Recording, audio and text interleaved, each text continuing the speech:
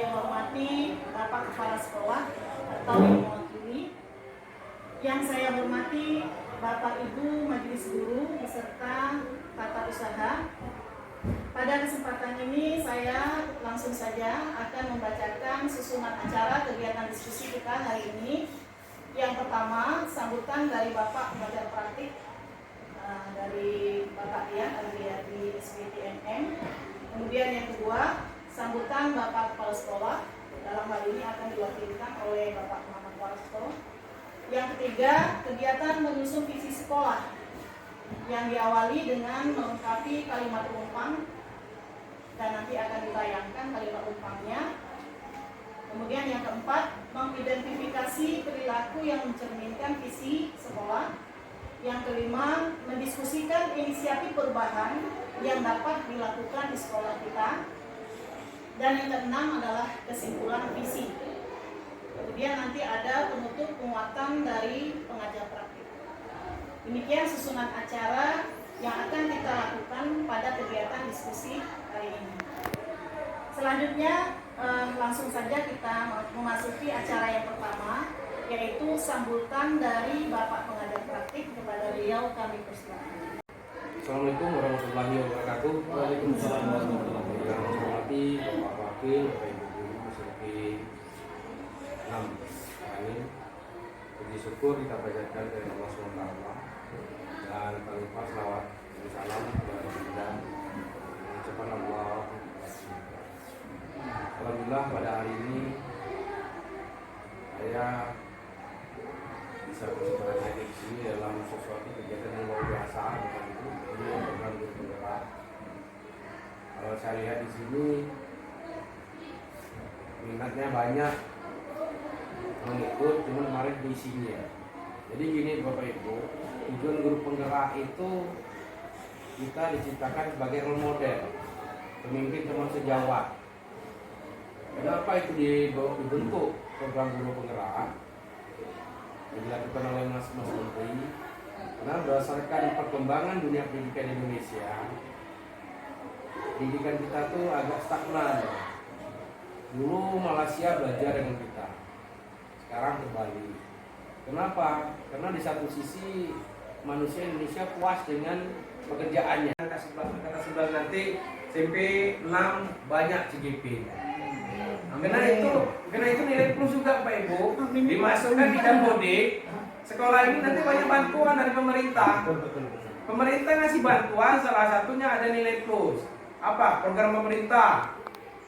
Kita ada guru penggerak, kita ada PP, penggerak praktik, calon penggerak, nanti ada guru penggerak lainnya. Itu salah satu nilai plus orang ambil. Dan yang intinya ada Pak Waka ya, intinya tuh di Dapodik. Jangan Bapak Ibu manipulasi Dapodik gara-gara pengen agitasi. Rusak nanti Bapak Ibu. Ketika Bapak Ibu mengajukan untuk sarana bangunan musolanya itu, lihat di Dapodik. Wah ini sudah ada, padahal sudah tidak ada. Cuman gara-gara pengen agitasi Bu aja ya, supaya agitasi kita Nah itu. Karena kalau orang kita di daerah itu kan masih lihat itu dah Bu ya. Assalamualaikum warahmatullahi wabarakatuh. Innalhamdulillah wa syukurillah wassalatu wassalamu ala rasulillah. Allahumma sholli ala sayyidina Muhammad wa ala ali sayyidina.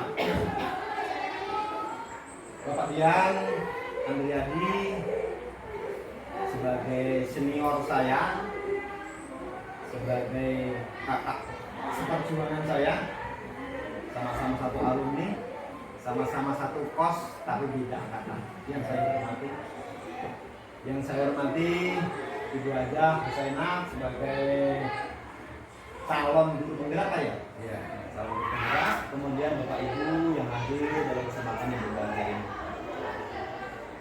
Terus terang saya sampaikan ini suatu penghormatan bagi saya, di samping sebagai sesuatu yang menjadi beban bagi diri saya, karena seperti yang disampaikan oleh Bapak Dian tadi 100% menembak saya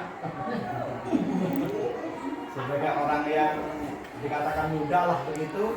Sampai kini saya belum terbuka untuk ikut calon guru penggerak. Mungkin setelah ini, setelah ada masukan dari Bapak Dian sebagai senior saya, adalah terbuka pikiran saya. Semangat. Ya, semangat, mudah-mudahan. Jadi kami sebagai wakil dari sekolah kita SMP Merangin ini pertama sekali mengucapkan terima kasih atas Depan, ya. Tujuan kegiatan kita pada hari ini tadi sudah juga disampaikan adalah untuk mendiskusikan cita-cita visi dari warga sekolah. Diharap nanti Bapak Ibu yang sebagai yang mewakili dari kawan-kawan semua dan warga sekolah untuk bisa menyampaikan apa cita-cita harapan Bapak Ibu ya terhadap murid kita nantinya di masa yang akan datang. Itu tujuan kegiatan kita hari ini. Baik, apa yang dimaksud dengan visi? Apa itu visi? Nah, sebelum saya jelaskan, terlebih dahulu saya ingin bertanya kepada Bapak Ibu. Ketika kita waktu masih kecil dulu, ya, mungkin kita pernah ditanya oleh orang tua kita. Contoh saya, si Zainab, kamu cita-cita setelah besar ingin jadi apa? Ketika itu saya menjawab ingin jadi dokter. Iya, memang jadi dokter. Apa namanya, pandangan depannya. Kalau Bu Linda waktu kecil dulu ditanya, jawabannya apa? Nah, kalau aku sekarang jadi guru ya. Kalau Bu Tuti? Jadi bidan. Jadi bidan. Kan Bapak Mantri. Iya. Nah, Kalau Bu Mita? Guru. Guru. Terbukti ya sekarang ini memang jadi guru. Jadi apa yang kita harapkan di waktu kecil itu ya terkadang memang tidak sesuai dengan apa yang tercapai saat ini. Ya. Seperti saya contohnya, dulu keinginannya, harapannya ingin jadi dokter, tapi sekarang jadi guru. Begitu juga dengan Bu Linda. Nah, yang dikatakan dengan visi itulah impian seseorang, harapan seseorang, ya, ketika nanti dia pada masa yang akan datang, ya, kepingin jadi apa, itulah yang disebut dengan visi. Selanjutnya, visi itu bagaikan kita membayangkan sebuah lukisan yang lengkap, di atas sebuah kanvas yang masih kosong. Nah, mana yang disebut dengan visi? Ya bayangan itu tadi. Ya, bayangan yang kita bayangkan tentang lukisan yang lengkap itu, ya. Ini ada kanvas kosong. Kita bayangkan sebuah lukisan yang lengkap. Nah, itulah yang disebut dengan visi. Bayangan kita tadi, harapan kita tadi terhadap sebuah lukisan yang akan kita lukiskan, nah itulah yang disebut dengan visi. Ini contohnya ya. Kemudian visi juga bisa dikatakan diibaratkan itu sebagai bintang penunjuk arah ketika seseorang melakukan suatu penjelajahan atau pelayaran pada zaman dahulu. Nah kalau zaman sekarang mungkin orang sudah menggunakan kompas penunjuk arahnya. Nah kompas itulah yang berperan sebagai visi, mengarahkan kita kemana kita nantinya akan dibawa. Itu yang disebut dengan visi.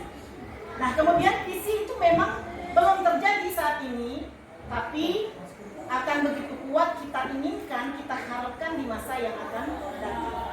Itu yang disebut dengan visi. Baik, Bapak Ibu. Nah, bagaimana dengan visi seorang guru? Karena tadi profesinya adalah guru, maka visi seorang guru, sebagaimana yang sudah disampaikan Pak Dian tadi, harus menyertakan gambaran, ya, harus memasukkan gambaran murid yang diinginkan di dalam visi tersebut. Mengapa demikian? Karena guru itu tugas utamanya adalah membentuk, menumbuh kembangkan manusia, murid tadi menjadi manusia yang sesuai dengan harapan yang kita cita-citakan, yang berjaya, yang sukses di masa depannya. Yang harus disampaikan oleh seorang guru haruslah memiliki makna yang kuat. Makna yang kuat itu maksudnya apa? Bisa menggetarkan hati orang yang mendengarnya, bisa mengaitkan hati orang di sekitarnya. Karena memang tugas seorang guru itu adalah sangat mulia. Tadi yang pekerjaannya tadi adalah menumbuh kembangkan manusia, bukan menumbuh kembangkan hal yang lain, tapi makhluk hidup yaitu yang bernama manusia. Itu yang disebut dengan visi seorang guru. Nah, hendaknya visi seorang guru itu dapat diamini. Diamini maksudnya disetujui, disepakati, ya. Nantinya ya, di sekolah oleh warga sekolah sehingga timbullah kerjasama kolaborasi antara warga sekolah dalam mewujudkan impian, dalam mewujudkan visi. Itu yang dibacakan tadi Pak Wakil tadi Pak, sebuah puisi. Karena memang guru bahasa Indonesia itu lebih semangat membaca puisi. Bu Tuti ini tolong Bu Tuti. Nih, Bu Tuti juga guru bahasa Indonesia. Ini puisinya. Coba dibacakan. Aplaus dulu untuk Bu Tuti. Dia guru bahasa Indonesia. Coba ya Pak. Aku melihat, aku mendengar lautan Hindia bergelora, membanting di pantai yang liat itu. Aku mendengar lagu Sajak Indonesia. Cukup ya Bu? Lanjut. Yang kedua. Jikalau aku melihat sawah-sawah yang menguning, menghijau, aku tidak melihat lagi batang-batang padi yang menguning, menghijau. Aku melihat Indonesia. Lanjut. Jikalau aku melihat gunung-gunung, Gunung Merapi, Gunung Semeru, Gunung Merbabu, Gunung Tangkuban Perahu, Gunung Kelebet, dan gunung-gunung yang lain, aku melihat Indonesia. Jikalau aku mendengarkan lagu-lagu yang merdu dari Batak, bukan lagi lagu Batak yang kudengarkan, aku mendengar Indonesia. Jikalau aku mendengarkan pangkur palaran, bukan lagi pangkur palaran yang kudengarkan, aku mendengar Indonesia. Jikalau aku Mendengarkan Indonesia, aku mendengar Indonesia. Berulang kali kalimat itu diulang-ulangnya. Indonesia, Indonesia. Berarti memang ada suatu harapan yang sangat besar di dalam hati jiwa Bung Karno ini terhadap negara Indonesia. Yang sekarang ini kita sudah sama-sama merasakan nikmatnya kehidupan merdeka. Ya, kita doakan beliau Bapak Soekarno semoga dilapangkan kuburnya, ya, diletakkan beliau di tempat yang sebaik-baiknya. Amin ya Rabbal Alamin. Nah, kalau boleh saya bertanya, kira-kira apa misi dari Bung Karno di balik puisi itu tadi? Visi di balik puisi itu tadi? nasionalisme tinggi cinta. Nasionalisme, rasa cinta terhadap tanah air yang sangat tinggi. Ada lagi yang lain, bukan ya? Keragaman disatukan dalam wadah Indonesia. Iya, keberagaman disatukan dalam suatu wadah dari berbagai macam suku, latar belakang yang berbeda, budaya yang berbeda disatukan dalam satu wadah yang bernama Indonesia. Ada lagi yang lain? Nah, itulah yang disebut dengan visi. Beliau memiliki visi semenjak dahulu sehingga sekaranglah baru terwujud. Ya, persatuan yang ada di Indonesia adalah visi Bung Karno, salah satunya pejuang pahlawan nasional. Selain itu masih lagi banyak lagi pejuang-pejuang lainnya yang memiliki visi yang sama. Ya, itulah yang disebut dengan visi.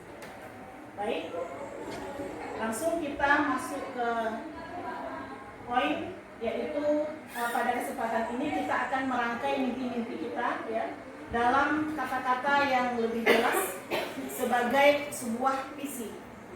Namun sebelumnya akan saya kaitkan dulu dengan Merdeka Belajar, konsep profil pelajar Pancasila itu sendiri, sehingga kita bisa menentukan visi apa yang kita inginkan terhadap murid-murid kita dalam sekolah kita ini. Selain itu nanti kita juga bisa menyesuaikan dengan kondisi lingkungan sekolah kita, ya, keadaan sekolah kita, keadaan murid kita, kompetensi yang dimiliki oleh guru-guru kita. Disitulah nanti latar belakang yang ada, kita bisa menentukan visi-visi sekolah. Selanjutnya, Merdeka Belajar. Mungkin sepintas ya kita pernah mendengar semacam kata-kata kurikulum merdeka. Apa kurikulum merdeka? Memangnya kita belum merdeka. Sepintas memang ada semacam kalimat seperti itu yang terkadang kita dengar ya dari mungkinnya orang yang memang mungkin belum mengetahui mindsetnya, mungkin yang belum berubah.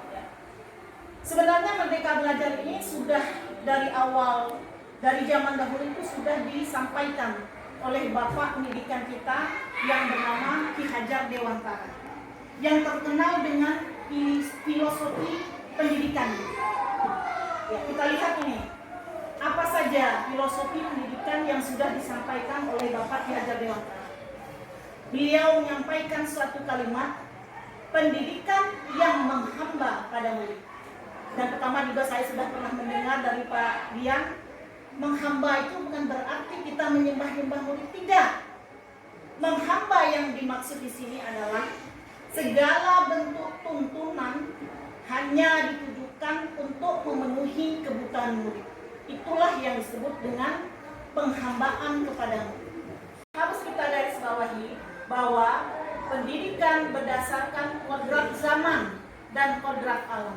Maksudnya di sini, dalam kita melakukan suatu proses mendidik, hendaknya selalu kita memperhatikan kodrat alam. Apa maksudnya kodrat alam?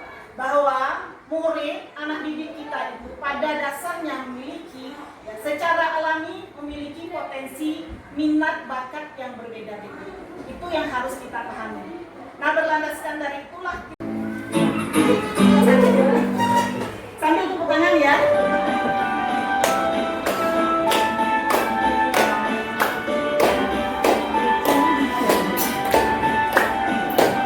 Belajar Pancasila, beriman dan bertakwa pada Tuhan Yang Esa dan berakhlak mulia, berkebudayaan global, gotong royong mandiri, kreatif dan bernalar kritis. Belajar Pancasila, beriman dan bertakwa pada Tuhan Yang Esa dan berakhlak mulia, berkebudayaan global, gotong royong mandiri, kreatif dan bernalar kritis. Ayo sendiri.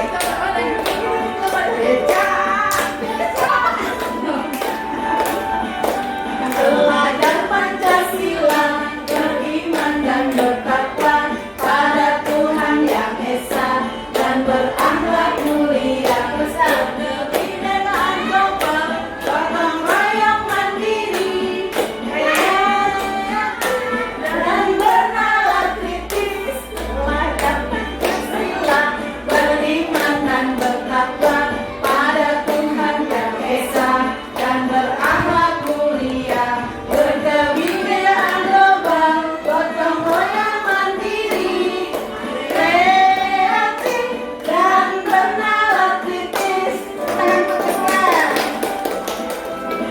Ya, saya sudah bangsa sudah hafalan dimensi kolaborasi antar suku, agama, ras yang berbeda-beda. Kemudian mencintai budaya tradisional Indonesia. Budaya daerah kita itu termasuk salah satu bagian dari dimensi profil pelajar Pancasila yang berkebinekaan global. Kemudian yang bernalar kritis. Maksudnya kemampuan berpikir logis dan sistematis dalam menyelesaikan masalah. Itu bernalar kritis. Kira-kira ada enggak impian kita ya pada murid kita khususnya di profil ini? Contohnya siswa aktif, rasa ingin tahu yang tinggi, dapat berkomunikasi dengan baik, dapat membagi waktu atau manajemen waktu dengan baik. Itulah yang disebut dengan bernalar kritis. Sedangkan mandiri, ya apa contohnya perilaku siswa yang mandiri? Tidak ketergantungan dengan orang lain, ya, bisa mengambil keputusan sendiri, itu sudah termasuk dari karakter dimensi mandiri dari profil pelajar Pancasila. Berikutnya lagi, gotong royong, ya setiap pagi juga sudah kita melakukan pembiasaan, ya. Setiap murid memiliki tanggung jawabnya masing-masing terhadap lingkungan kelas dan lingkungan sekolahnya. Itu juga dalam rangka untuk membiasakan murid kita agar terbentuk karakter, bekerja sama, bergotong royong. Nah, inilah yang disebut dengan dimensi profil Pancasila. Hendaknya dalam proses pembelajaran, dalam proyek profil itu sendiri, ya, kita masukkan, ya, profil pelajar Pancasila ini. Bahkan kita wujudkan di dalam visi sekolah kita. Baik, itu sudah ada, sudah mengarah kepada itu, yang apa yang kita diskusikan tadi. Hanya saja kita tinggal merealisasikan, mewujudkannya. Nah, untuk itu perlu ada beberapa langkah yang akan kita lakukan dalam mewujudkan visi tersebut. Kita perhatikan Bapak Ibu ke depan, ya. Oh, ya boleh. Bernalar kritis dan kreatif sehingga mampu mengkreasi ide dan keterampilan yang inovatif, beriman dan bertakwa kepada Tuhan Yang Maha Esa. Ini yang tadi ya, kreatif mandiri tadi. Coba yang berikutnya. Mewujudkan pembelajaran yang menarik, menyenangkan dan berkarakter yang mampu memfasilitasi pelajar sesuai bakat dan minatnya. Salah satunya mungkin pakai handphone. Misalnya dengan teknologi, memanfaatkan teknologi. Yang berikutnya, Menciptakan partisipasi aktif orang tua dan masyarakat dalam keberagaman yang visi yang akan saya ajukan jika bisa diterima oleh Bapak Ibu semua, yaitu terwujudnya murid yang memanfaatkan teknologi untuk berkreativitas dan berinovasi secara bijak. Nah, apa sebabnya saya memilih visi ini? Kenapa di bidang teknologi untuk berkreativitas dan berinovasi? Karena kreativitas dan inovasi ini sendiri sudah masuk ke dalam profil pelajar Pancasila, ya. Bernalar kritis, ya, kemudian kreatif, ya. Inovasi itu masuknya ke bernalar kritis, sedangkan kreatif memang masuk ke dalam profil pelajar Pancasila kreatif tadi. Dan saya mengucapkan terima kasih banyak kepada Bapak Ibu guru semua yang sudah berkenan hadir pada kegiatan kita hari ini. Terlebih lagi saya khususnya mengucapkan terima kasih kepada Bapak pengajar praktik Bapak Dian Andriadi yang sudah berkenan untuk meluangkan waktunya ke sekolah kami yang sangat jauh ini Pak. Dan terima kasih atas arahan dan bimbingannya. Dan jangan bosan untuk datang kembali ke sini dalam rangka membimbing Bapak Wakil Kepala Sekolah beserta guru-guru yang lainnya Pak. Memang kami perlu bina, perlu bimbing, perlu mengarahkan, perlu support. Jika memang ada Bapak